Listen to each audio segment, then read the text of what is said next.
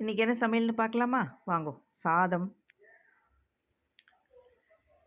மணத்தக்காளி வெத்த குழம்பு நேற்று பண்ணினேன்.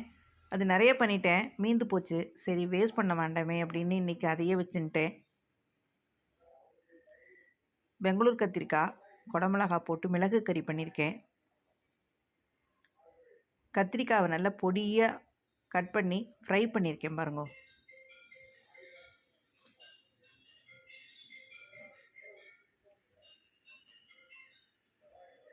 நெல்லிக்காய் ஊறுகாய்,